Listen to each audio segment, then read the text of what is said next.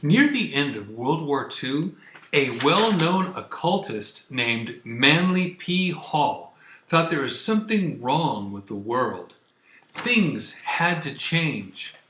In spring of 1944, he made a startling statement. He said, "To make things right, we will have to undo much that is cherished error. The problem of revising the Bible shows how difficult it is to do this. For the last 100 years, we've been trying to get out an edition of the Bible that is reasonably correct, but nobody wants it. What's wanted is the good old King James Version, every jot and tittle of it, because most people are convinced that God dictated the Bible to King James in English." In another vlog, I asked the question, who is we?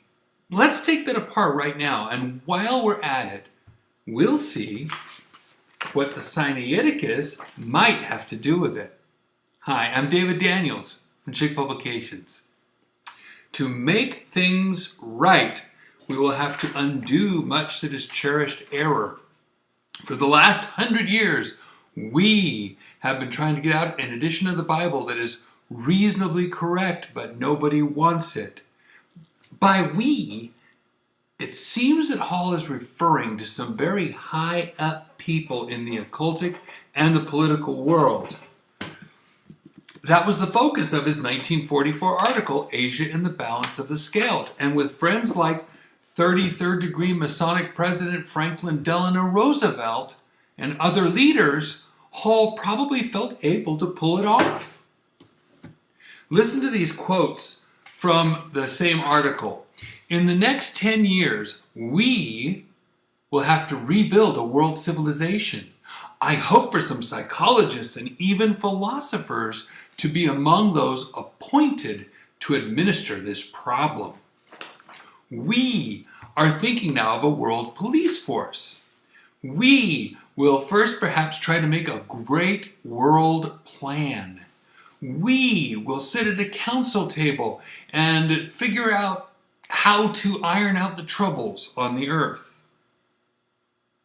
Then this quote, "The way of that conditioning would be the one used in Central Europe to condition Nazi minds. There, the circulation of an ideology began in the public schools, began with a small child, which is where we will have to begin, and educate not only our own people, but the peoples of the world. And we will have to have 5 generations of the consciousness concept of democratic cooperation before we can create a world capable of mental and emotional tolerance." Let's count the generations after World War II, shall we? 1946 to 64 were the baby boomers, that's 1. 1965 to early 80s were Generation X, that's 2. Mid-80s to early 2000s were the millennials or Generation Y, that's 3. Mid-2000s to now are Generation Z, the 4th generation. So, how are we doing? Pushing mental and emotional tolerance and democratic cooperation through psychology and philosophy from kindergarten? There's a whole lot of conditioning going on. In fact, I just saw today that MTV asked 1,013 to 14-year-olds which of the proposed names they wanted their generation to be called. The majority of them wanted to be called the Founder Generation. These teenagers born after 9/11 supposedly have a stunningly intuitive sense of the changing times they've been born into and the huge opportunity that lies ahead to make new history.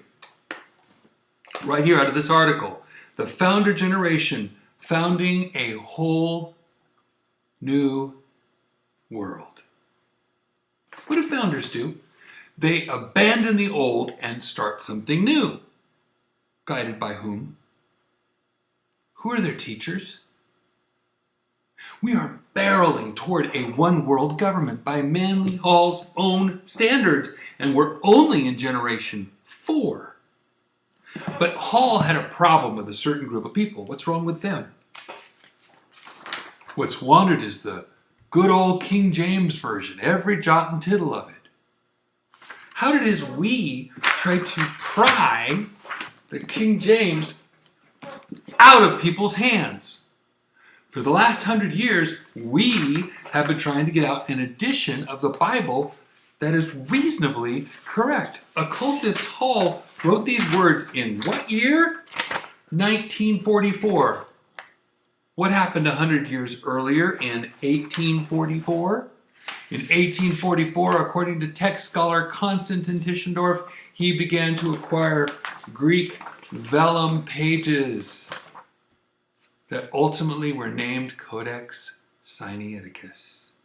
You know, the document behind all modern Bibles and Bible-doubting footnotes, even in the New King James. Are we sure that Hall meant the Siniaticus? Let's check. Manly P. Hall wrote strongly in favor of the Siniaticus. Here are 2 powerful quotes from the same 1944 magazine. I just got this together, pieced it in by snippets today. Listen.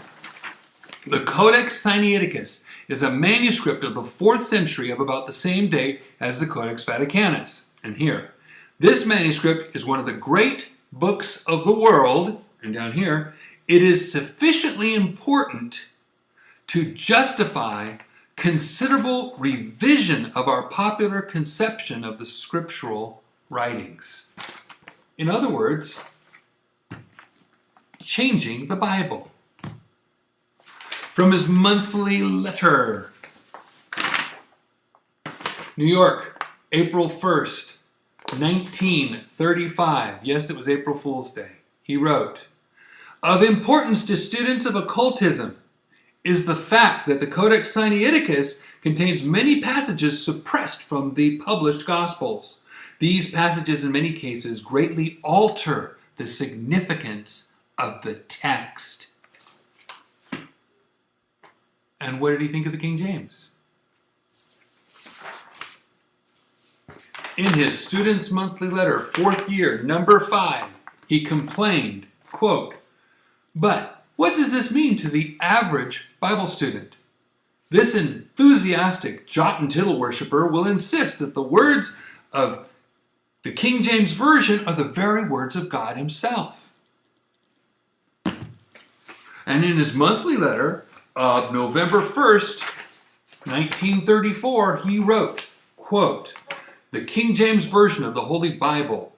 This translation teems with errors and is hopelessly unreliable from a scholastic viewpoint, yet popular acceptance has caused this misversion of Holy Writ," yes, he said that, "to come to be recognized as infallible, so that the religious public would now reject a correct translation.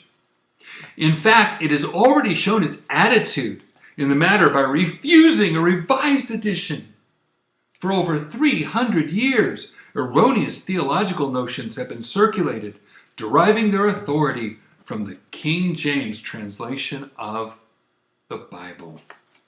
So, let's add it up. This occultist, Manly P. Hall, wanted what?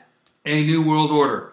2. Only 2 things stop this new mental and emotional tolerance: the thinking of the people and the King James Bible. 3. People in general trusted that the King James Version in 1944 was the words of God himself translated into English. So that's not, brothers and sisters, a new idea. 4. The Codex Sinaiticus with extra words, and maybe referring to the Epistle of Barnabas and Shepherd of Hermas that are stuck on at the end of the Sinaiticus, offered hope as a new occultic-friendly Bible, quote, "of importance to students of occultism." Those are Hall's words, not mine. 5. There were 2 goals. 1 was to condition people's minds, like the Nazis, over 5 generations. And those born post 9/11 are generation 4 and 6. Goal number 2 was to pry the people's jot and tittle Bible-trusting hands away from the King James Bible. And the Siniaticus was the occult world's answer to that problem for them. Are you saying that trusting the Siniaticus and the Bibles derived from the Siniaticus is a step toward occultic and New World Order thinking? That's what this occultist said. Not me. I'm just putting it all together. So, if you trust the King James Bible as God's preserved words in English, guess what? By Hall standards, you are intolerant and a hindrance to one world government. Each Bible that is made from or trusts the Siniaticus is not just another Bible. It's the doorway to losing trust in the King James and being open and tolerant toward the New World Order. At least that's what a top occultist who communed with world leaders said. You can't hide from this. This is the elephant in the living room. You can't avoid it. Do you want to be a part of the New World Order? Then don't trust your King James Bible. There must be some pretty spiritual things in the King James to get occultists and NWO people so riled up. If for no other reason, that's a huge motivation to get a King James, pray to God for understanding, and put my trust in its holy words. Look, do what you want. For over 17 years, that's what I've done. And despite all my years of training and study, I have never regretted that decision. Please take this decision seriously. Take your time. Think about it. It's bigger than you can imagine. God bless you and have a wonderful day.